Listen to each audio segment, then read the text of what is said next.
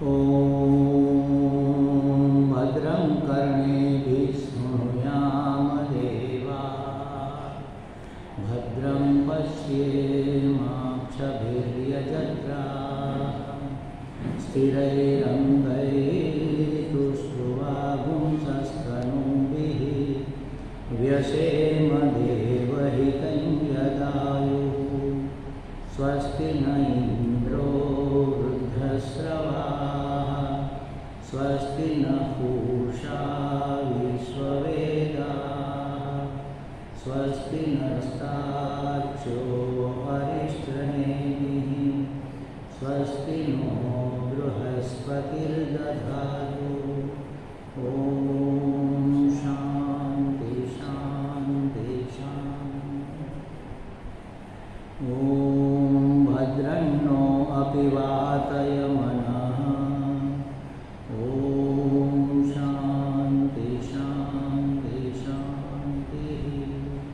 हरिः ॐ श्रीगुरुभ्यो नमः। हरिः ॐ।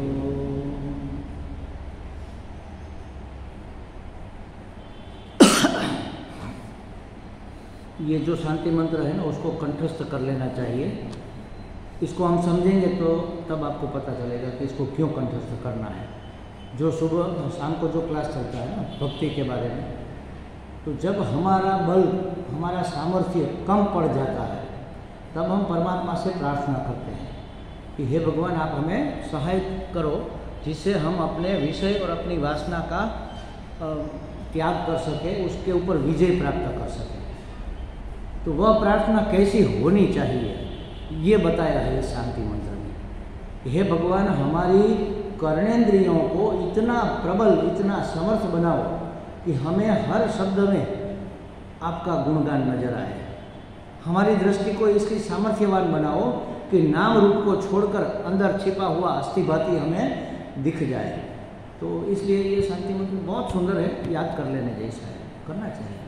वैसे तो 10 शांति मंत्र हमें आने चाहिए, कम से कम इतना तो याद होना चाहिए।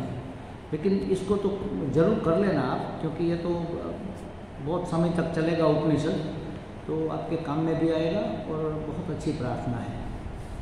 तो हम क्या देख रहे थे कि सद धातु के जो कार्य है विसरणम गति और अवसादन, वो जो करता है उस विषय में चर्चा हो रही थी। तो किस विषय में वह काम करता है, तो जीव के बारे में, जगत के बारे में और जगदीश के बारे में। जीव सच्चिदानंद ब्रह्म है, यह अज्ञान होने के कारण, यह हमें पता नहीं होने के कारण हम उसको क्या मानते हैं, उसके बारे में कई भ्रम हमने पाल रखे हैं कि वह जन्मा है, मरेगा, यह शरीर में हूँ तो कर्ता में हूँ, इंद्रियों के साथ मिलकर शरीर संघात में हूँ तो इसकी कर्मेंद्रियाँ भी मैं हूँ तो मैं करता हूँ, इसकी ज्ञानेंद्रियाँ भी मैं हूँ तो मैं भोगता हूँ, और इसका अंतःकरण भी मैं हूँ मन बुद्धि, तो इसका प्रमाता भी मैं हूँ मतलब प्रमाता मैं हूँ। तो ये अपने बारे में जो भ्रम है उसकी निवृत्ति हुए बगैर हमें अपने आप का परिचय नहीं मिलेगा। जीव के बारे में जानना चाहिए कि वह क्या है और क्या नहीं है। जगत के बारे में जानना चाहिए, जगत ऐसा क्यों है, हमारे सगे, हमारे संबंधी, हमारे मित्र सब ऐसे ही है, कोई हमें सपोर्ट नहीं करता, हमने सब के लिए कितना किया ऐसा हम कहते हैं ना, लेकिन कोई हमारे खरे टाइम पे हमारे साथ खड़ा नहीं रहा।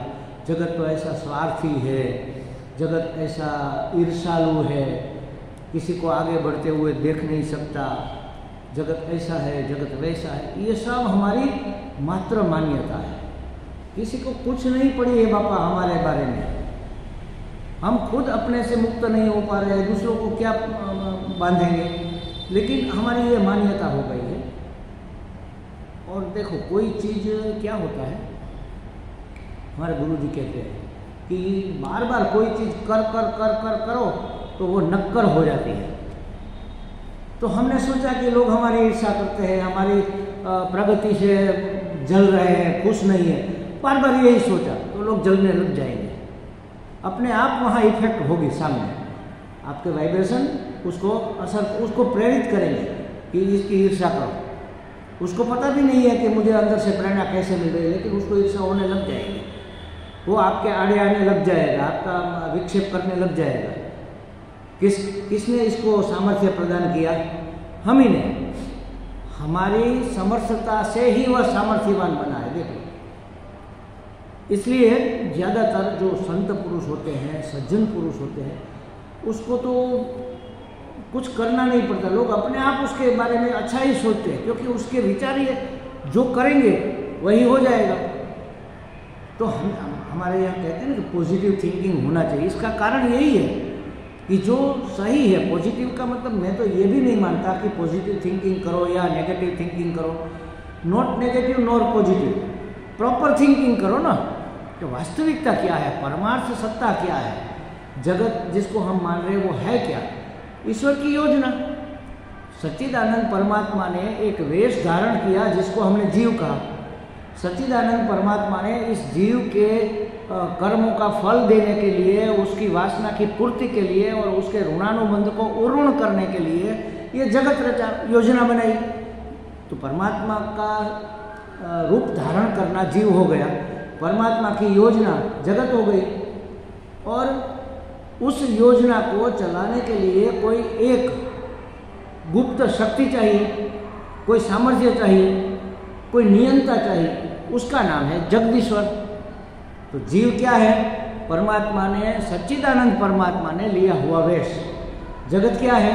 उस वेश रूप में रहे हुए जीवात्मा को उसके कर्मों का फल देने के लिए संयोग पैदा करने पड़ेंगे, उसको उर्ण करने के लिए जिसके साथ ऋणानुबंध है उस परिवार में उसका जन्म होगा, उस एरिया में, उस समय में, तो उसका ऋण, और उसकी कामना पूर्ति के लिए उसकी जो कामना है वह जहाँ पूर्ण हो सके, ज़्यादातर ऐसी कोई जगह ढूंढनी पड़ेगी। तो ईश्वर ने एक योजना बनाई कि इस तरह का जगत हम करेंगे। कमलेश भाई को भावनगर में जन्म देंगे, फला भाई को राजकोट में जन्म देंगे, उसको मुंबई में जन्म देंगे, इसको ब्राह्मण परिवार मिलेगा, इसको क्षत्रिय परिवार मिलेगा, इसको वैश्य परिवार, ये सब पूरी योजना बनी, उसी का नाम जगत। तो योजना के रूप में बना कौन? परमात्मा ही तो बना। तो जीव, जगत और इन दोनों का जो नियंता है उसको नियंत्रण करना पड़ेगा ना, कैसे चलाना है उसको ड्राइव करने के लिए कोई ड्राइवर चाहिए, नियंता चाहिए, ईशन करना पड़ेगा, उसी का नाम है ईश्वर। ईशनशील होना माने ईश्वरपना, संचालन करना, उसको उसका पालन पोषण और संचालन सब, उसको हम कहेंगे ईश्वर। तो एक ही परम चैतन्य ने, परमात्मा ने, सच्चिदानंद परमात्मा ने जीव, जगत और जगदीश्वर के रूप में अपने आप को विभक्त किया, अभिव्यक्त किया, समझ लो, बांटा नहीं, अभिव्यक्त किया। हम कहते हैं ना कि ये जीव, ज़्यादातर भक्ति मार्ग या तो द्वैतवादी लोगों ऐसी मान्यता दृढ़ता से मानते हैं कि जीव तो परमात्मा का अंश है। गीता जी में भी कहा ममोवांश है जीव लोके, तो हमने मान लिया कि वो तो उसका अंश है, वो अंशी है और हम अंश है, मतलब हम तो उसके दास के दासानुदास है, वो हमसे अलग है मतलब। और उदाहरण क्या देते हैं, जैसे आग से चिंगारी निकलती है, तो आग अलग है, चिंगारी अलग है, चिंगारी में भी आग है, आगपना है, मतलब प्रकाश और दाहकत्व है, लेकिन एक समय वो प्रकट हुई है, एक समय मिट जाएगी। तो हम मानते हैं कि हम मिट जाएंगे, लेकिन उसको परमार्थ का ज्ञान नहीं है। उदाहरण गलत नहीं है, आग मिटकर कहाँ जाएगी? ये हवा में मिल जाएगी ना, आकाश में, उसमें भी अग्नि तत्व तो है ही। अगर नहीं होता तो माचिस की तिल्ली घिसने से आग कहाँ से प्रकट होती? ये घिसने से आग प्रकट होती है, वह हमारे आसपास में रही हुई है, अव्यक्त आग है, उसको व्यक्त करने का काम माचिस की तिल्ली करती है। तो गीता जी ने जो कहा ना ममेवांशो जीव लोके, उसमें एक शब्द लोग स्किप कर जाते हैं, सनातन ऐसा कहा है। सनातन का मतलब क्या? जो पहले था, आज भी है, कल भी रहेगा, जो हमेशा सदा रहता है, हर समय रहता है, हर स्थान पर रहता है, उसके टुकड़े हो सकते हैं क्या? आकाश है तो उसका टुकड़ा होकर घटाकाश बना? नहीं, उसके टुकड़े नहीं होते। तो ये उदाहरण थोड़ा कन्फ्यूजन में करता है, इसलिए मुझे मैं कहता भी हूँ कि आप समुद्र का उदाहरण ले लो, समुद्र और तरंग। समुद्र का अंश है तरंग, तो समुद्र से अलग है? अलग नहीं है, दोनों जल ही है। समुद्र कह लो, चाहे तरंग कह लो, चाहे बुदबुदा कह लो, चाहे फैन कह लो, चाहे छींटा कह लो, है सब जल। और मिट कर कहाँ जाएगा? तरंग उठा और मिट गया तो उसी में मिल गया, उससे अलग नहीं है, अलग मात्र दिखता है। तो इस प्रकार से जीव जगदीश्वर का इस प्रकार से अंश है, टुकड़ा होकर अलग हो गया ऐसा अंश नहीं है। तो एक ही परमात्मा जीव बना, जीव का वेश लिया, एक ही जल समुद्र बना, माने सच्चिदानंद स्वरूप, वही समुद्र रूप में रहा हुआ जल तरंग बना, माने जीव। और कई तरंग पूरे समुद्र में फैली हुई है। तो ये जगत कोई छोटी है, कोई बड़ी है, हर एक की प्रॉपर्टी अलग अलग है। किसी में हीरे माणिक होंगे, किसी में कचरा होगा, किसी में कोई मृत शरीर सब तैर रहा होगा, किसी में फूल होंगे, किसी में बड़ी बड़ी मछलियाँ होंगी, किसी में शंख इत्यादि होंगे। हर एक तरंग में, हर एक मोजे में अलग अलग प्रॉपर्टी होगी। तो साइज भी अलग होगा, उसकी गति भी अलग होगी, उसकी प्रॉपर्टी, उसके गुण अवगुण सब अलग होंगे, लेकिन है तो जल ही ना। तो इस तरह से परमात्मा जल तरंग के रूप में, जीव के रूप में अभिव्यक्त हुआ है। तो जीव, जगत और जगदीश्वर, जगदीश्वर माने समुद्र समझ लो, जो संचालन करता है सभी तरंगों का, तरंग उसी में से उठती है, उसी में समा जाती है। तो ये जगदीश्वर माने नियंता, कोई एक अज्ञात शक्ति जो नियमन कर रही है। तो जीव के बारे में तो प्रश्न है, जगत के बारे में भी बहुत सारे प्रश्न हमारे अंदर कन्फ्यूजन है, लेकिन जगदीश्वर के बारे में भी है, हम वहाँ तक पहुँचे थे। तो क्या है उसके बारे में कि ये जगत किसने बनाया, कैसे बनाया, कौन सा मटेरियल था उसके पास, कैसे बनाया, क्यों बनाया, बनाने की जरूरत क्या थी। तो ये सब प्रश्न हमें कंफ्यूज करते हैं और अपनी अपूर्णता प्रदर्शित करते हैं कि भाई हम तो देखो ये कितने बड़े आदमी है, धनवान है, विद्वान है, हैंडसम है, और हम तो बेचारे बस ऐसे ठूस करके।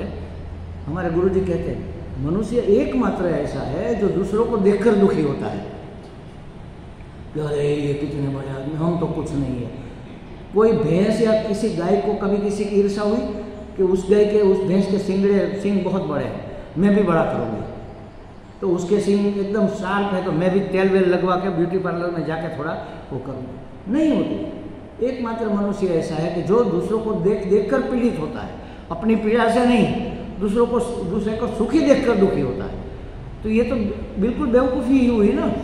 तो कहते हैं कि ये जगत ऐसा क्यों है, ये जगत वैसा क्यों है, ये ऐसा सोचकर अपने आप को अपूर्ण मान लेता है, और अपनी अपूर्णता का स्वीकार करना यही सभी दुखों का कारण है। तो अपने आप को अपूर्ण मानने से क्या होगा, इच्छाएं होगी, और इच्छाओं को समर्थन देगा।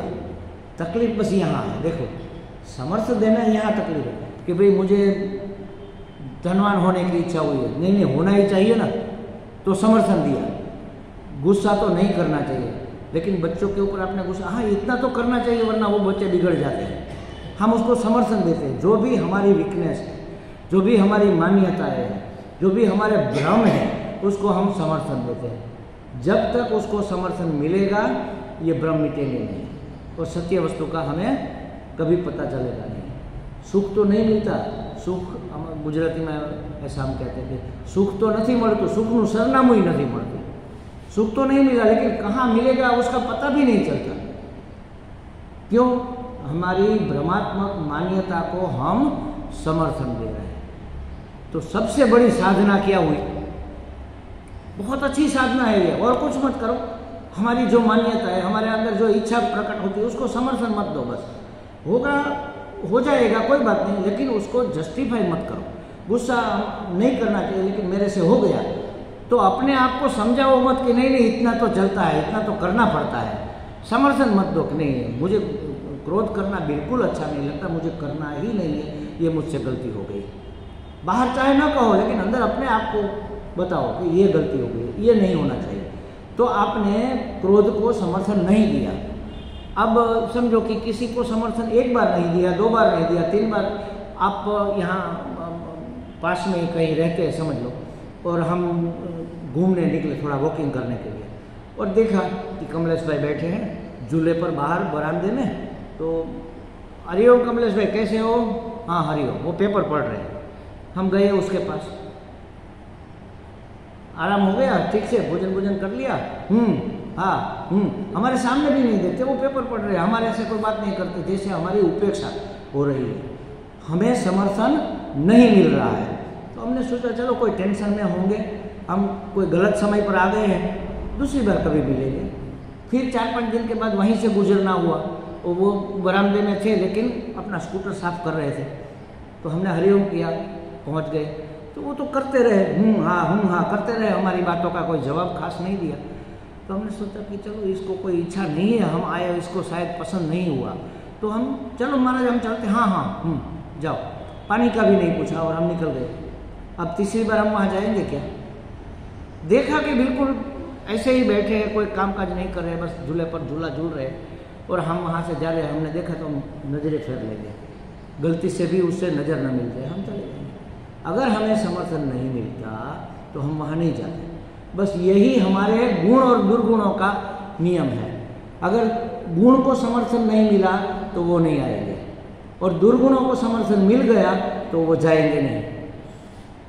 आ गए हैं, अभी हमारे अंदर काम है, क्रोध है, लोभ है, मोह है, मद है, मात्सर्य है, दम्भ है, सब है, लेकिन उसको जस्टिफाई मत करो, उसका समर्थन कभी नहीं करना। हो गया, कोई बात नहीं, क्रोध हो गया, हमें नहीं करना चाहिए था, हो गया, किसी को बताने की जरूरत नहीं, अपने आप को बताओ कि ये गलत हो गया, क्रोध नहीं करना चाहिए था, अरे हमने ये क्या कर दिया, इतना ज़्यादा लोभ अच्छा नहीं है, हमने लोभ में ये सब लोग दान दे रहे थे, हमने नहीं दिया, हमने अपनी आंखें चुरा ली, ये अच्छा नहीं हुआ।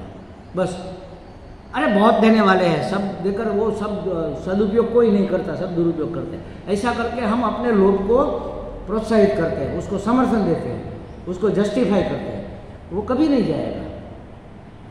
भावना रखो देने की, नहीं दिया कोई बात नहीं, अपने आप से बात करो कि हमें भी देना चाहिए था, चलो कोई बात नहीं, नहीं दे पाए अगली बार देंगे, इस बार नहीं दे पाए, हमसे नहीं छूटा, हमारा लोभ हम पर हावी हो गया, कोई बात नहीं, अगली बार देंगे।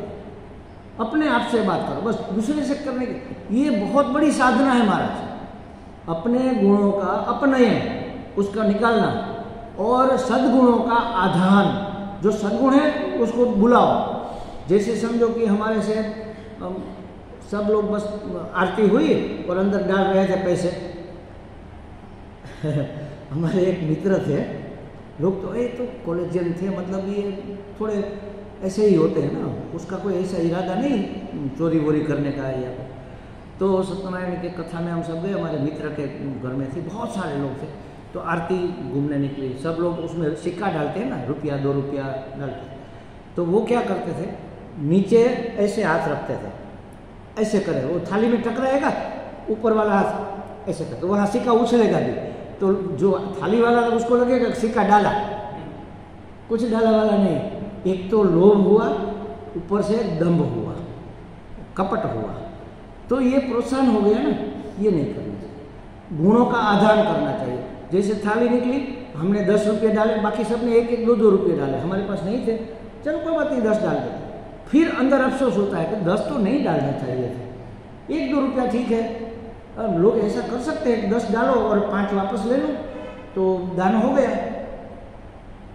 तो हम क्या करते हैं उसको, नहीं ये नहीं डालना चाहिए, ये गलत चीज़ है, नहीं अच्छा हुआ सब 1-2 डालते हैं, उसमें क्या है, 10 डाला तो सदुपयोग में ही आएगा, डालना ही चाहिए ना, छूटा नहीं था तो 10 डाला, उसमें क्या फर्क पड़ा। तो ये है गुणों का आधार, और दुर्गुणों को समर्थन न देना, सद्गुणों को समर्थन दे, बस इतना मात्र करो, आपकी साधना सफल हो जाएगी, आप दैवी संपत्ति के मालिक हो जाओगे। अर्जुन जब निराश हो गए तो भगवान मैं तो नहीं अर्जुन तुम चिंता मत करो, तुम तो दैवी संपत्ति के मालिक हो, तुम जन्म से ही ये सब लेकर आए हो, तुम्हारे संस्कार अच्छे हैं, अब तुम्हें ज़्यादा करना नहीं है, बस सिर्फ विवेक वैराग्य अंतःकरण की शुद्धि थोड़ी कर लो, ज्ञान तुम्हें हो जाएगा। तो कहने का मतलब ये सबसे बड़ी साधना है हमारी, दुर्गुणों को समर्थन न देना। ये सूक्ष्म बातें हैं, ये शास्त्र में कहीं आपको लिखी नहीं मिलेगी, ये अनुभव की चीज़ है, ये समझ और अनुभव की चीज़ है। हमने ये सब करके देखा है, बहुत बुरे थे हम, आपको बता नहीं सकते कितने बुरे थे, इतने बुरे, इतना क्रोध, इतना दुर्वासा लोग कहते थे मुझे, इतना क्रोध था समझो।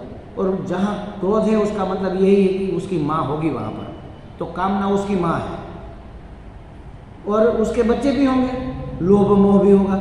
लोभ शायद मेरे में नहीं था क्योंकि मुझे अक्ल ही नहीं थी, कुछ भी दे देता था, ले लेता था, लेकिन मोह तो था ही, मूर्खता तो थी ही। तो कहते हैं भोले बाबा, हमने देखा ना, मन है वो मनुष्याणाम, जैसा मन है वैसा मानव होता है। तो भोले बाबा ने कहा कि ये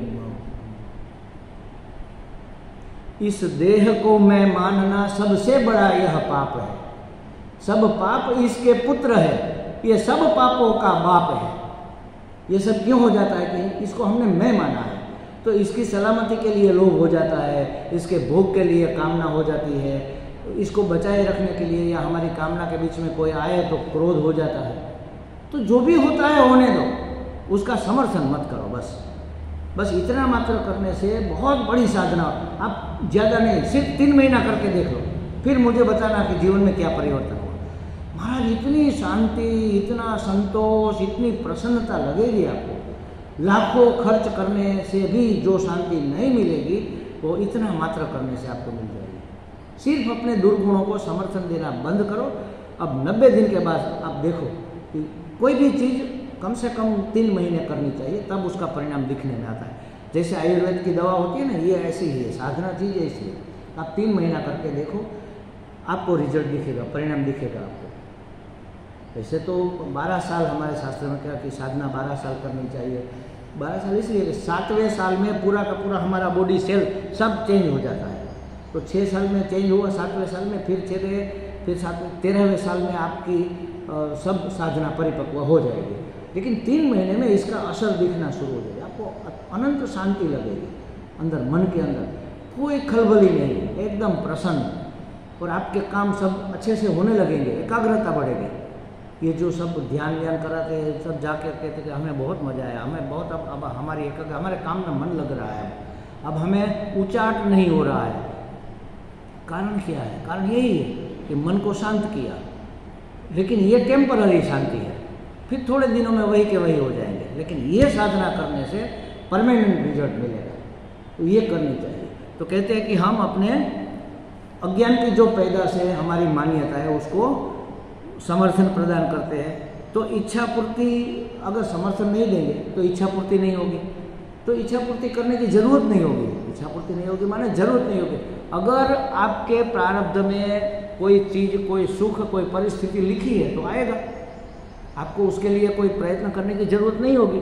तो राग द्वेष नहीं बढ़ेगी, राग द्वेष निवृत्त हो जाएंगे, शिथिल हो जाएंगे मतलब। और परिणामतः संसार की धीरे धीरे संसार की ओर से, संसार की व्यथाओं से, संसार की पीड़ा से, उसकी विवस्था से हमें मुक्ति मिलेगी।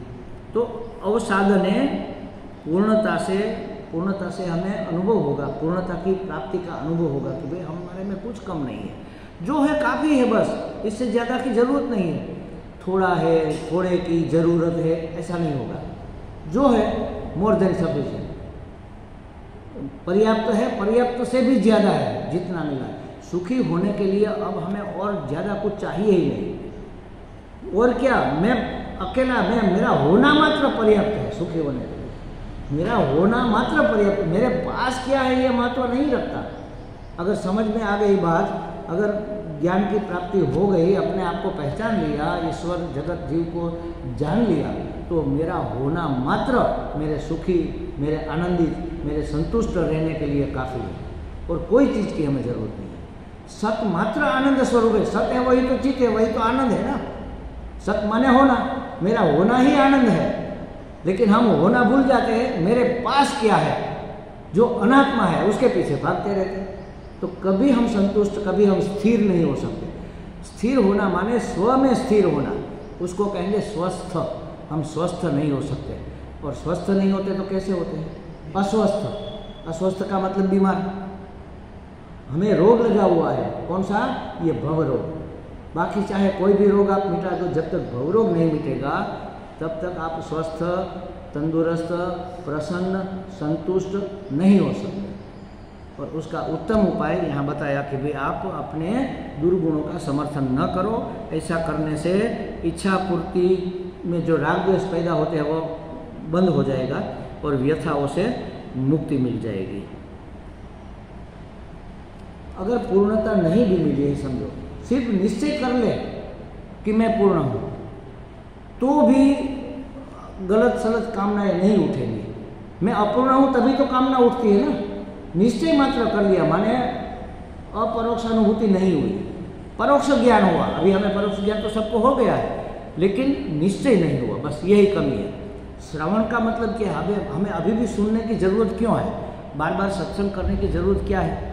यही जरूरत है कि श्रवण से तात्पर्य निश्चय हो जाना चाहिए, उसी को श्रवण कहते हैं। अभी हम श्रवण नहीं कर रहे, सुन रहे हैं। सिर्फ सुनना अलग चीज़ है और शास्त्रीय श्रवण अलग वस्तु है। तात्पर्य निश्चय हो जाएगा कि ये शास्त्र कहना क्या चाहता है, ये कुछ हमें समझाना चाहता है। क्या कहता है कि तत्वमसि वह तुम हो, जो भी है वह तुम ही हो, तुम्हारा ही ये विलास है, तुम्हारा ही ये वैभव है, तुम्हारी सब विभूतियाँ हैं। तुम माने आत्मा, आत्मा माने परमात्मा, सब परमात्मा की विभूति है। और अगर ये हमने बुद्धि से दृढ़तापूर्वक मान लिया, सिर्फ जानना काफ़ी नहीं है, जानी हुई बात मानना भी चाहिए ना, तब तात्पर्य निश्चय हुआ। सबसे श्रवण मनन निधि ध्यान, ये 3 कदम, तीनों महत्वपूर्ण है, लेकिन पहला कदम ही अभी उठा नहीं। फिर मनन कैसे होगा? होगा थोड़ा बहुत, नहीं होगा ऐसा मैं नहीं कहता, निधि ध्यान भी होगा, लेकिन जब तक तात्पर्य निश्चय नहीं हुआ ना, निश्चित ज्ञान, अगर निश्चय हो गया तो राग द्वेष अपने आप निकल जाएगा कि मुझे कुछ अपने आप में भरने की जरूरत नहीं है, मैं पूर्ण हूँ। शास्त्र कहता है, अभी मुझे अनुभव नहीं है, लेकिन मुझे पक्का विश्वास है कि मैं पूर्ण हूँ। अब मुझे अपनी कोई कामना पूरी करने की जरूरत नहीं है। होती है कोई बात नहीं, मैं खाना नहीं खाऊंगा ऐसी बात नहीं है, खाऊंगा, लेकिन मुझे वो कल माता जी कह रही थी कि स्वामी जी यहाँ मूंग दाल की कचौड़ी बहुत बढ़िया मिलती है, मैं आपके लिए लाऊं? मैंने कहा इतना सारा खाने का पड़ा है, क्या करेंगे लाकर, कितना डालेंगे अंदर? उसने नहीं स्वामी जी थोड़ा बहुत आप। मैंने कहा अच्छा लाओ, लेकिन हमारी एक शर्त है, मैं जितना बोलूँ उतनी सारी आपको लानी पड़ेगी। हाँ आप बोलो कितनी, किलो 2 किलो? मैंने कहा 2 नंग लाना बस, 2 पीस से ज़्यादा अगर आई तो मैं नहीं लूँगा। क्या करना है इतना सारा लेकर भाई, इतना सारा खाने का तो मिल, तो इच्छा तो होगी ही नहीं। आएगा आपके प्रारब्ध में है, आएगा तो आने दो, कोई बात नहीं। उसका उपभोग नहीं करना है, उसका उपयोग करना है। सामने वाले के हृदय को संतुष्ट करने के लिए, उसकी भावना को, उसकी इच्छा का मान रखने के लिए आप करो, कोई बात नहीं। कोई ईश्वर ने ही उसको प्रेरणा दी, हमने तो कहा नहीं था कि आप ऐसा करो। उसके मन में आया कि नहीं मुझे स्वामी जी के लिए कुछ करना है, तो करो, ठीक है। लेकिन किसी को कथाकार लोग क्या करें, इनडायरेक्टली प्रेरित करते हैं कि हाँ यहाँ हमारा ये प्रकल्प हो रहा है, इस चैनल में नीचे नंबर आ रहे हैं, आप दान कर सकते, दान से इतना बड़ा महत्व है, दान का इतना महत्व है, ऐसी बात नहीं, इतना फायदा है, 1 ईंट का इतना पैसा, 1 गज का ऐसा इतना पैसा, आप अपना जीवन सार्थक करो, ऐसी ऐसी बातें करके लोगों को प्रेरित करते हैं। ये जरूरत नहीं है हमारा, इसका मतलब यही है कि आप अपूर्ण है, अभी आपका निश्चय नहीं हुआ। हम भी ऐसा करते आवाहन करते हैं, उसके अंदर से दाता का आवाहन करते हैं। जैसे समझो कि यहाँ गरबी वो रास होता है नवरात्रि में, तो कोई भाई गरबी का संचालन कर रहे हैं, सोनी जी समझो कि गरबी का संचालन कर रहे हैं, तो क्या करेंगे, अब फाड़ो उग्रावट जવું पड़े, जाएंगे, कमलेश भाई 2-3 लोग जाएंगे, आओ आओ महाराज आप आए, हाँ, और अंदर अंदर बात करें, हमारे ये कमलेश भाई बड़े भले आदमी हैं, बहुत अच्छे हैं, कभी किसी को ना नहीं बोलते, परोपकार के कार्य में सबसे पहले आगे रहते हैं। हाँ हाँ बोलो बोलो क्या करना है, तो कहेंगे कि यहाँ रास होने वाला है बच्चियों का, उसको थोड़ा इनाम विनाम देना है, हाँ लिख लो मेरे 2000 लिख लो, जाओ। देखो देखा ना, कमलेश भाई कभी ना नहीं बोलते। अभी आप कम हो गया तो भी वो ज़्यादा भी दे सकते हैं, तो क्या हाँ हाँ कम हो जाए तो मुझे बताना, मैं दूंगा। क्या किया हमने, उसके अंदर से दाता का आवाहन किया। ये अपूर्णता की निशानी है हमारा, लेकिन परोपकार के लिए करते हैं तो आप अपूर्ण नहीं है, आप तो समाज सेवा के लिए कर रहे हैं, बच्चों के लिए मनोरंजन की, अपने उत्सवों का मान रखने के लिए कर रहे हैं, तो आपकी पर्सनल कोई इसमें चाह नहीं है। हमारी चाह कब नहीं मानी जाएगी कि हम अपने आप को पूर्ण निश्चय कर ले, मान ले कि नहीं हम में कुछ कमी नहीं है, भगवान ने जो दिया है मोर देन सफिशिएंट, जरूरियात से भी बहुत ज़्यादा मिला है हमें, इतना भी हम भोग पाए तो भी हमारा बहुत अच्छा नसीब माना जाएगा। लोगों के पास है, लेकिन महाराज 1 कप चाय आपके सामने आ गई उस कप को आपके होठों तक आने में दुनिया बदल सकती है। जब भुज में 1 जनवरी 2020 में ये जो धरतीकंप हुआ, सुबह में हुआ था, बस इसी टाइम पे करीब करीब, तो लोग तो अभी स्नान करके कोई नाश्ता कर रहे होंगे, कोई चाय लेकर ऐसे, और उसका पूरा का पूरा जमीन में घुस गया, चाय होठों तक नहीं पहुंची महाराज। अगर आपके नसीब में नहीं है, यहाँ पर जिंदगी का एंड होना है तो हो जाएगा। तो क्या करना है, मन में ये सब बातें डाल करके हमें ये करना है, हमें वो करना है, जो होना है वो होगा। आप अपना रोल इतनी अच्छे से निभाओ, जो रोल आपको मिला है, पुत्र का रोल है, पति का रोल है, पत्नी का रोल है, साधक का रोल है, अभी आप सब निवृत्त हो, दादा हो तो दादा का रोल है, समाज में एक तो समाज का हिस्सा हो तो उस रोल को, जो भी आपको रोल मिला है, रेस मिला है, उसको बहुत अच्छे से निभाओ। लेकिन उसमें आसक्त होने की ज़रूरत नहीं है, उसमें ये कम है, ये हमारी गलत मान्यता है, हमारी मान्यता ही हमें दुखी करती है। तो कहते हैं कि ये राग द्वेष फिर अगर निश्चय हो गया तो राग द्वेष नहीं होगा, उसका कोई प्रभाव, उसकी कोई प्रेरणा हमें नहीं, वो शिथिल हो जाएगा। तो अवसाधने विनाशे, सत अवसाधने अंतिम शब्द है, उसका अवसाद हो जाएगा, उसका विनाश हो जाएगा। किसका?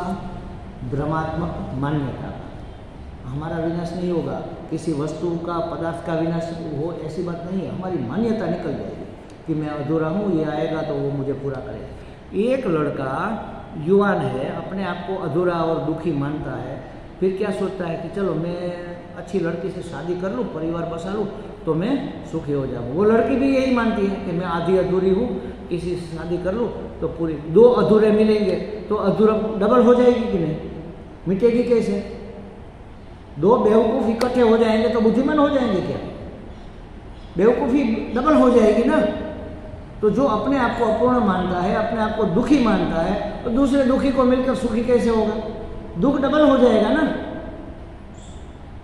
तो ये बात हमें समझ में ही नहीं आ रही है कि भाई सुखी मैं अपने आप ही हो सकता हूँ, कोई मुझे सुखी कर नहीं सकता, क्योंकि वो स्वयं सुखी नहीं है, वो स्वयं आनंद स्वरूप नहीं है। कोई भोग की सामग्री, भोजन ही समझ लो, मुझे सुखी कैसे कर सकती है? क्योंकि वो तो क्षणिक है, जो नित्य नहीं रहने वाले, वो मुझे नित्य सुख कैसे दे देगी? किसी कर्म से नित्य वस्तु की प्राप्ति नहीं हो सकती, क्योंकि कर्म ही नित्य नहीं है ना। एक समय में शुरू हुआ, एक समय ऐसा आएगा कि यह कर्म खत्म हो जाएगा, पूरा हो जाएगा। जब कर्म स्वयं नित्य नहीं है, क्षणिक है, तो उससे मिला हुआ सुख, उससे मिली हुई सहायता, उससे मिला हुआ रिलैक्सेशन पूर्ण कैसे होगा? वो भी क्षणिक ही होगा। जैसे हम जाते हैं ना, वॉकिंग करके जा रहे हैं, दोपहर का समय है और भावनगर में तो पेड़ पौधे बहुत है, रोड के किनारे एक झाड़ यहाँ है, थोड़ा आगे है, तो हम क्या करेंगे? इधर चलेंगे, थोड़ा धूप में से छाँव आएगी, फिर थोड़ी धूप आएगी, फिर छाँव आएगी, फिर धूप आएगी। कंटिन्यू छाँव नहीं मिल सकती, क्षणिक, क्योंकि वह उसका विस्तार इतना ही है। तो जो कर्म है उसका विस्तार छोटा है, तो वो कंटिन्यूटी कैसे हमें प्रदान करेगा? नहीं मिल सकता। तो ये जो भ्रमात्मक मान्यता हमारी है ना, उसको निकालना यही सुखी होने का उपाय है। और उसको निकालने के लिए राग द्वेष और हमारे जो दुर्गुण है उसका प्रोत्साहन हमें नहीं करना है, उसको समर्थन नहीं करना है। जैन शास्त्र में उसको अनुमोदन कहते हैं, उसको अनुमोदन, उसका अनुमोदन नहीं करना है। हम करें, दूसरे को प्रेरित करें, और दूसरे जो करते हैं उसको हम समर्थन दें, अनुमोदन करें कि नहीं नहीं आपने बहुत बढ़िया किया, अच्छा किया। तो ये अनुमोदन, कोई अच्छा काम करता है तो हम उसका अनुमोदन करते हैं। लेकिन आजकल तो ये है कि कोई बुरा करता है तो भी उसको अनुमोदन करते हैं। बच्चे लोग इतने बिगड़ रहे हैं, कोई किसी को परेशान कर रहा है। मैंने अभी अभी इसमें देखा फेसबुक पर, कोई अमीर लड़का लड़की है, कार के पास खड़े हैं, कोई गरीब लड़की वहाँ आती है, गलती से टकरा जाती है, तो इतना उसको डांटते हैं, तुम मूर्ख हो, तुम भिखारी हो, ऐसी हो, तुम्हें अकल नहीं। अरे ये क्या बात हुई है? आजकल ऐसा चल रहा है, देखो ये ट्रेंड चल रहा है, और ऐसी बातें हमें दिखाई जा रही है। तो बच्चे सीखेंगे क्या? यही तो सीखेंगे, इसका अनुमोदन करेंगे कि हाँ ठीक किया आपने, ऐसे भिखारियों को तो ऐसे ही झिड़क देना चाहिए। तो ऐसे अनुमोदन नहीं करना चाहिए। कोई गलत कर रहा है तो उसको सपोर्ट क्यों करा? अनुमोदन माने सपोर्ट करना, समर्थन करना। समर्थन किसी दूसरे को तो नहीं करना है, अपने आप को भी नहीं करना है। अपने दुर्गुणों का समर्थन हमें कभी नहीं करना, ये सबसे बड़ी साधना है। अपना गलत काम है उसको समर्थन न करो, दूसरों के गलत काम को भी समर्थित न करो, और जो अच्छा है उसको जरूर समर्थन दो, क्योंकि उसको तो बढ़ाने की जरूरत है, शुद्धि की जरूरत है, शांति की जरूरत, वो हमारा स्वरूप है। हम सत्य स्वरूप है, मतलब कि हम हमारा स्वरूप है, चित्त स्वरूप है, ज्ञान स्वरूप है, आनंद स्वरूप है।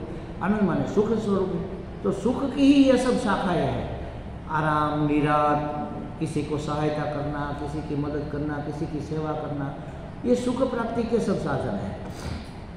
तो कहते हैं कि इस तरह से अनुमोदन नहीं करने से, समर्थन नहीं करने से हमारे अंतराय जो है वह राग द्वेष रूप जो अंतराय है वह निकल जाते हैं, और नित्यानंद स्वरूप हमें प्राप्त हो।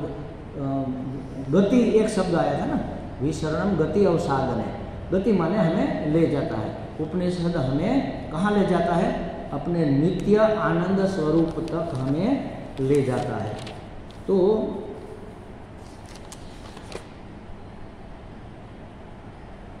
देखो, प्रत्येक मनुष्य कुछ प्राप्त करने का, कुछ सिद्ध करने का, कुछ बनने का प्रयत्न करता है हर क्षण। मुझे सज्जन भी बनना है, समझ लो। बनना है ही नहीं कुछ, मैं हूँ वास्तव में। असज्जनता है उसको दूर करो, बस इतना ही करना है। प्रकाश स्वरूप आत्मा है, प्रकाश कहीं से लाना नहीं है, लेकिन हम भूल चुके हैं। इसलिए हमें कुछ बनना है, हमें कुछ सिद्ध करना है, हमें कुछ प्राप्त करना है, हमें कहीं पहुंचना है। हम बोलते भी है ना कि हमें परमात्मा प्राप्ति करनी है। होगी क्या? कि इतना बड़ा परमात्मा, और हम इतना कैसे उसको प्राप्त करेंगे? इसलिए बहुत अच्छा शब्द है, मैं ज़्यादातर यही इस्तेमाल करता हूँ, आप भी समझ लो। परमात्मा प्राप्त होना है, परमात्मा जहाँ है मुझे उसको प्राप्त होना है। नदी समुद्र को प्राप्त करती है या नदी समुद्र को प्राप्त होती है? सब बाधाएं, सब विघ्न पार करके दौड़ती हुई समुद्र में मिल जाती है, अपना अस्तित्व मिटा देती है। तो वह समुद्र को प्राप्त हो गई कि समुद्र को प्राप्त कर लिया? कुछ भी कहो, बात तो एक ही है कि उसको समुद्र को प्राप्त होना है, प्राप्त करना नहीं है। हमें परमात्मा प्राप्ति नहीं करनी है, हमें परमात्मा को प्राप्त होना है, अपने आप को परमात्मा में मिला देना है। हमने अपने आप को इतना सामान रखा है, अपनी दीवारें तोड़ दो बस। घटाकाश कब तक घटाकाश है? जब तक गड़े की दीवार है तब तक। दीवारें टूट जाए तो घटाकाश महाकाश है। अच्छा, अब महाकाश बनने के लिए उसको दीवार तोड़ने की भी जरूरत नहीं है। वो जान ले कि मैं महाकाश हूँ, मैं घटाकाश नहीं हूँ, मैं यहाँ अभिव्यक्त हो रहा हूँ, ये अलग बात है। मैं घटाकाश हूँ, बस हमें भी मात्र जान लेना है कि मैं परमात्मा हूँ। क्या सिद्ध करना है, कहाँ पहुँचना है, क्या बनना है? कुछ नहीं बनना, कुछ सिद्ध नहीं करना है, सिर्फ जानना है। सिर्फ जान लेना है कि अहम ब्रह्मास्मि, मैं ब्रह्म हूँ, मैं परमात्मा हूँ, मैं सच्चिद आनंद स्वरूप हूँ।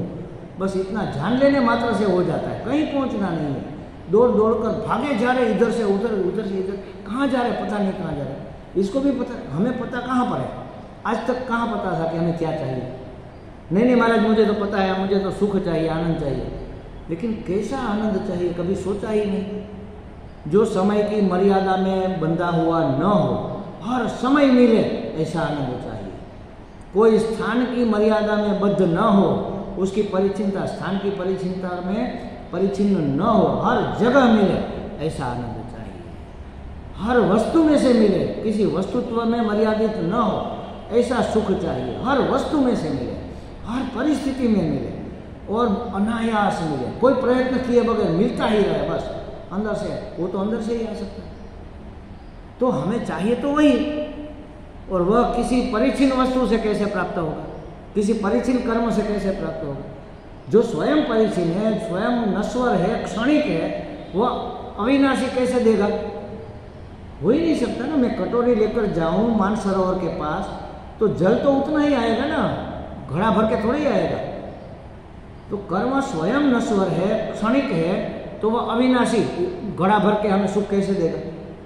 नहीं दे सकता। बस इतना तात्पर्य निश्चय हो जाना ही हम जंग जीत गए, समझ लो। यह परोक्ष ज्ञान हो गया। अगर इतना निश्चय हो जाए मन में कि हमें कहीं पहुंचना नहीं है, हमें कुछ करना नहीं है, हमें कुछ पाना नहीं है, हमें परमात्मा भी प्राप्त नहीं करना है, हम परमात्मा है, हमें यह जानना है, हमें परमात्मा को प्राप्त हो जाना है, प्राप्त करना नहीं है। हमें माने हम अपने आप को जो मान रहे हैं उसको उसमें मिला देना है, उसमें क्या कहते हैं उसको मिटा देना है। नदी अपने आप को मिटा देती है समुद्र में जाकर। फिर हम कह सकते हैं कि ये गंगा जी है, ये नर्मदा ही है, कह सकते क्या? सब समुद्र हो जाता है। गंगा जल इतना मधुर, इतना मीठा, लेकिन दरिया में मिलता है तो कैसा हो जाता है? उसी स्वाद का खारा हो जाता है, हो जाता है कि नहीं? इसलिए कहते हैं कि सब स्नान बार बार गंगा सागर एक बार। गंगा जहाँ सागर में मिलती है वहाँ एक बार स्नान कर लो।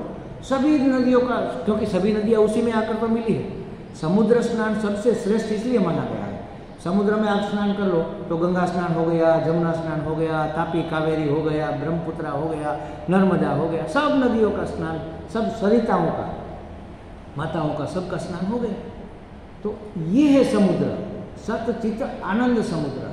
हमारे तद्रूपानंद जी वो भजन गाते हैं, किसी से गवाते हैं, अवधूत का है, चैतन्य सागर घूगवे ओम ओम ओम। पूरा सागर समुद्र है चैतन्य का, उसमें ओम की तरंगें उठ रही है। एक तरंग का नाम कमलेश भाई, एक तरंग का नाम सोनी भाई, एक तरंग का नाम फलाबेन, एक तरंग का नाम ये गाय घोड़ा पशु पक्षी, अरे ये सब पूरा चैतन्य सागर है, उसकी तरंगे हैं। आज उठे हैं, कल उसी में मिल जाएंगे। मिट जाना, मर जाना माने उसी में मिल जाना। जाएंगे कहाँ? थोड़ा जल इधर से लिया, थोड़ा जल उधर से लिया, थोड़ा इसमें 2-4 मछलियाँ डाली, थोड़ा उसमें कचरा वचरा डाला, थोड़ा बहुत कागज़ वागज या चिथड़ा विथड़ा जो आया था वो डाला और एक तरंग बन गई। उसी तरह हमारा भी अस्तित्व ऐसे ही बना है। पृथ्वी, पानी, आग, वायु, आकाश, पंच महाभूत को मिला कर यह पुतला बना। अब ये मिटेगा तो कहाँ जाएगा? पानी पानी में मिल जाएगा, वायु वायु में मिल जाएगी, मिट्टी खाक होकर मिट्टी में मिल जाएगी, अग्नि अग्नि में मिल जाएगा, फिर वही पंचभूतों में मिल जाएगा। ये शरीर जिससे बना है उसी में मिल जाएगा। तरंग जिस वस्तु से बना है, जिस जल से बना है, उसी जल में वह मिल जाएगा फिर से। तो सिर्फ ये जानना है, कुछ बनना, कहीं पहुंचना, कुछ करना बिल्कुल ही नहीं है। और जानने के बाद, जानते के बाद नहीं, जानते ही हमें ये तात्पर्य निश्चय करना है कि हम क्या है और हमें क्या करना है। हम किसके लिए ये सब आपाधापी कर रहे हैं? सिर्फ अपने जानने के लिए बस। और कहेंगे कि महाराज हम तो इतने बुद्धू, इतने मूर्ख हैं, हमारे तो 7 पीढ़ी में कोई वेदांती नहीं हुआ, हमें ज्ञान कैसे होगा? हजारों साल पुराना अंधेरा अगर गुफा में, किसी गुफा में है, वहाँ एक तिली जलाओ, हजारों साल पुराना घन घोर अंधेरा एक क्षण में निकल जाएगा। तो ज्ञान में ये सामर्थ्य है सब अंधेरे को जला देने का, भगा देने का। अंधेरे को, चलो हम ये कमरे में अंधेरा है, एक फावड़ा लेकर आओ, एक वो बर्तन लेकर आओ, भर भर के हम बाहर डालेंगे पूरा अंधेरा भर के। या तो 10 लोगों को बुलाओ, धक्का देकर अंधेरा निकाल देंगे यहाँ से। जाएगा क्या? बस एक दीपक जलाने की देर है, अंधेरा अपने आप नष्ट। अंधेरा जैसी कोई वास्तव में चीज ही नहीं है। उजाले के अभाव का नाम अंधेरा है। अंधेरा नाम की कोई वस्तु ही नहीं है। उजाले का अभाव, उसी को हम अंधेरा कहते हैं। तो अज्ञान वज्ञान तो ठीक है, ज्ञान का अभाव है हमें बस। तो जिसका अभाव है उसका प्रभाव पैदा करना है, और क्या करना है? जिसका अभाव है उसका प्रभाव पैदा करो, अपने आप सब ठीक हो जाएगा। एक दिया जलाओ, अंधेरा अपने आप निकल जाएगा। और ये दिया है ज्ञान का तात्पर्य, निश्चय का। जाना हुआ मान लेने का नाम है दिया जलाना। जान तो लेते हैं, फिर मानते नहीं है, बस यहाँ दिक्कत हो जाती है। क्यों नहीं मानते? क्योंकि अंतःकरण शुद्ध नहीं है, मन नहीं मानता ना। कौन नहीं मानता? हम तो मानते हैं, लेकिन मन नहीं मानता। हाँ स्वामी जी आप कहते हैं ठीक है, लेकिन का मतलब मन नहीं माना। मन नहीं मानता। क्यों मन नहीं मानता? क्योंकि मन अशुद्ध है। वो अपने आप को परिचिन्न, दुखी, भयभीत मान रहा है कि मेरा अस्तित्व मिट जाएगा, मेरा ये हो जाएगा, मेरा वो हो जाएगा। स्वामी जी तो कहते हैं उसको क्या लेना देना, फकड़ गिरधर आज यहाँ कल वहाँ। हम तो परिवार लेकर बैठे। अरे बैठे हैं तो क्या आप बैठे ही रहोगे? दूसरे क्षण नहीं रहोगे तो फिर क्या होगा? तो सोचो, आप अभी से सोच लो कि मैं नहीं हूँ, बस आज से मैं नहीं हूँ। महावीर, मैंने एक बार ये घटना कही थी, आप परिवार में रह के भी सन्यासी से ज़्यादा अच्छी साधना कर सकते हैं। कैसे? महावीर जब छोटे थे, पूर्व के संस्कार होंगे, तो उसने कहा कि माँ मुझे संसार में नहीं रहना है, मैं जंगल जाना चाहता हूँ, तपस्या करूँगा। उसने कहा कि अरे बच्चा तू मूर्ख है क्या, तेरे पिताजी बीमार है, तुम्हारा भाई अकेला है, उतना बड़ा बिजनेस संभाल रहा है, उसको अकेला छोड़कर, पिताजी को बीमार छोड़कर तू चला जाएगा, तुमने सोचा भी कैसे? उसने कहा हाँ सॉरी मिस्टेक हो गई, मैं नहीं जाऊँगा। नहीं गया। थोड़े दिन हुए, पिताजी अच्युतम केशवम जय गोविंदम जय गोपालम हो गए। उसने सोचा अब पिताजी नहीं रहे, अब तो जा सकते हैं। थोड़े दिन जाने दिए, फिर माँ अब पिताजी भी नहीं रहे तो अब मैं जाऊँ क्या? अरे सभी जिम्मेवारी तुम्हारे भाई के कंधे पर आ गई, उसको अकेला छोड़कर तू जाएगा, तेरा कोई फर्ज नहीं है क्या? उसने कहा ठीक है चलो नहीं जाते, और क्या। उसने फिर सोचा कि ये एक के बाद ऐसी घटना तो आती ही रहेगी, कोई ना कोई बहाना मिलेगा। संसार को तो बहाना मिलता ही है कि अब तो भाई की शादी हो गई, छोटे बच्चे हो गए, तो उस बच्चे को स्कूल छोड़ने जाना, लेने जाना, कोई पेढ़ी एक संभालेगा, दूसरा लेने छोड़ने जाएगा। ज़रूरत तो तुम्हारी है, चाचा से ही बच्चे सब सीखते हैं। परिवार को जानना है तो चाचा को जान लो, परिवार जानने में आ जाएगा। तो चाचा कितना महत्वपूर्ण है, तुम कैसे जा सकते हो? उसने सोचा ऐसी बात तो बार बार आएगी, तो अब करे क्या? तो वो ऐसा हो गया जैसे सबके साथ रहते हुए ही मैं नहीं, बस मैं नहीं हूँ हो गया। बोले महावीर, उसका नाम कुछ अलग था, सिद्धार्थ था शायद मेरे हिसाब से, या कुछ अलग था। सिद्धार्थ तो बुद्ध का नाम था, नहीं इसका नाम मुझे याद है, मैं भूल गया। बहुत अच्छा नाम है। हाँ वर्धमान, हाँ वर्धमान था। वर्धमान भी शायद बाद में पढ़ा, बढ़ गया ना, उसका ज्ञान बढ़ गया वर्धमान का। जो भी था, उसको वो बैठा है तो बैठा रहेगा बस। कहेंगे महावीर आओ भोजन तैयार है, हाँ आ गया, कर लो भोजन, कर लिया। दुकान पर चले जाओ, चले गए। ये तोड़ने लग जाओ, अनाज तोड़ कर देने लगो, देने लगो। जितना बोला उतना किया, अपने आप से कुछ नहीं। हाँ हूँ, अपना कोई प्रश्न नहीं, अपना कोई समाधान कुछ नहीं। कोई पूछे क्या हुआ फलाना, ये बस हो गया। ज़्यादा लंबी बात ही नहीं करना, अकेले में अपने आप में अकेला हो गया। थोड़े दिन हुए, उसकी माँ को लगा कि ये बच्चा गया हाथ से। उसने कहा कि अरे भाई ऐसे ही रहना है, तुम्हें जाना है तो जाओ, वैसे भी तुम घर में होते हुए भी कहाँ हो, जाओ निकलो। उसको परमिशन मिल गई। तो ऐसे हम भी रह सकते हैं ना घर में, होते हुए भी नहीं है, बस सब चल रहा है, हम उसमें एक है बस। कुछ न बोलना है, न अपने आप से कुछ करना है, न अपनी कोई फरमाइश है, न अपना कोई अभिप्राय है। अरे ऐसा नहीं, ऐसा करना चाहिए, जैसा हो वो बस आप करना है करो, मरो जियो जो भी करो, आपकी मर्जी। हमें इस संसार की किसी बात में कुछ लेना देना नहीं, किसी को सलाह भी नहीं देना कि भाई ऐसा होना चाहिए, ऐसा नहीं होना चाहिए। बात होती है ना, आयोजन होते हैं, समझो कि बेटी की शादी है तो सब अपना अपना अभिप्राय देते हैं कि हम मंडप ऐसा करेंगे, हम मेनू में ये रखेंगे। तो हमें कोई अभिप्राय नहीं देना, जिसको जो करना कर। हाँ अच्छा ऐसा करते हैं, तुम क्या कहते हो? हाँ ठीक है, बस छोड़ो, हाँ ठीक है बस छोड़ो। आगे कुछ जाना ही नहीं ना, अपने आप को एकांतिक कर लो, एक में ही अंत हो जाए, इसको एकांतिक कहते हैं। एकांतिक कर लो, अकेला नहीं, अकेला होते हुए भी अकेलापन न लगे, ये साधना है। मैं अकेला हूँ लेकिन मुझे अकेलापन खले नहीं, खूंचे नहीं, काटे नहीं, काटने को न दौड़े, बस इसको ये साधना का अंग है, इसको कहेंगे एकांतिक। तो बस ऐसे हो जाओ संसार में, कौन तुम्हें परेशान कर सकेगा? अगर हम नहीं चाहते तो कोई मुझे परेशान नहीं कर सकता। अगर मैं नहीं चाहता वो करेंगे, लेकिन मैं परेशान होऊंगा ही नहीं ना। भगवान बुद्ध को एक लड़का था ब्राह्मण का, उसने दीक्षा दे दी। अब ब्राह्मण का तो वही एक सहारा था। ब्राह्मण बूढ़ा हो गया था, उसने कहा मेरा बेटा तो उसको भगा कर ले गया, अब मेरा क्या होगा? तो लाठी लेकर गालियाँ देता हुआ गया, तुम तो ऐसे हो, बुद्ध को गालियाँ देता हो। बुद्ध बैठे शांति से, आए बोलो बाबा क्या है? तो वो गालियाँ देने लगा, मेरे बेटे को तुमने बिगाड़ दिया, मेरे बेटे को छीन लिया, मेरा कौन करेगा सब।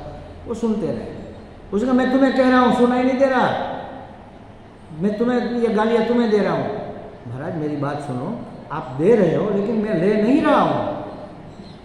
आप मुझे गालियाँ दे रहे हैं लेकिन मैं ले ही नहीं रहा हूँ ना।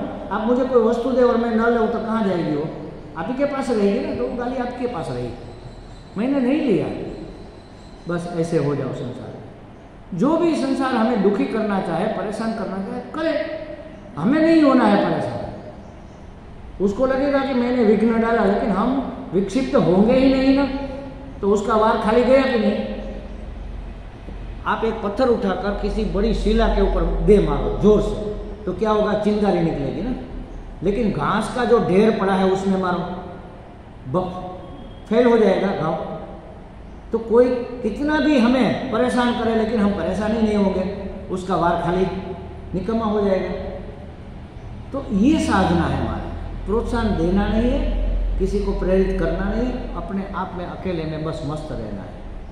अकेले में मस्त रहो, दुखी नहीं रहना है, अरे मेरा तो कोई नहीं है दुनिया में, सब मेरा है, कोई नहीं क्या, सब कुछ सब मेरा है, मुझे कोई कमी ही नहीं है, मैं अकेला पर्याप्त हूँ और मैं ही मैं हूँ और कोई तो है ही नहीं। ये सब हमारे प्रतिबिंब है। हमारे स्वामी जी कहते हैं कि मैं आपके घर आया और आपके एक कमरे में आपने मुझे बिठाया, उस कमरे में 10 आईने 10 दर्पण लगे हुए हैं, तो उसमें 10 स्वामी जी और दिखेंगे, एक मैं और 10 और, मतलब 11 स्वामी जी अंदर बैठे।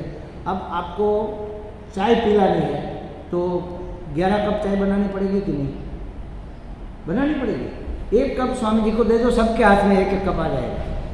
तो पूरा संसार ऐसा मेरा प्रतिबिंब ही है।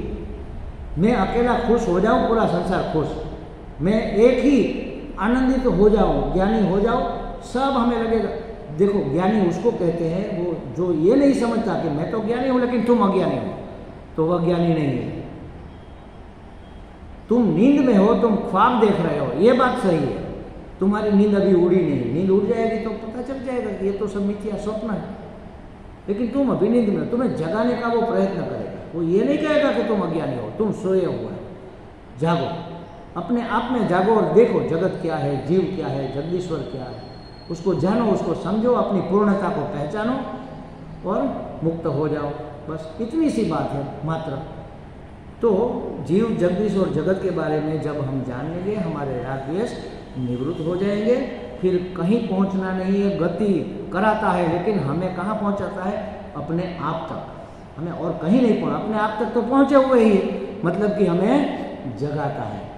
उपनिषद हमें जगाता मात्र है, हमारे बंधनों को ढीला करता है, हमें जगाता है और हमें मुक्त करता है। ये उपनिषद शब्द का अर्थ हुआ। इसके आगे अब हम कल देखेंगे। ओम पूर्णमदः पूर्णमिदं पूर्णात् पूर्णमुदच्यते पूर्णस्य पूर्णमादाय पूर्णमेवावशिष्यते। ओम शांति शांति शांति। हरि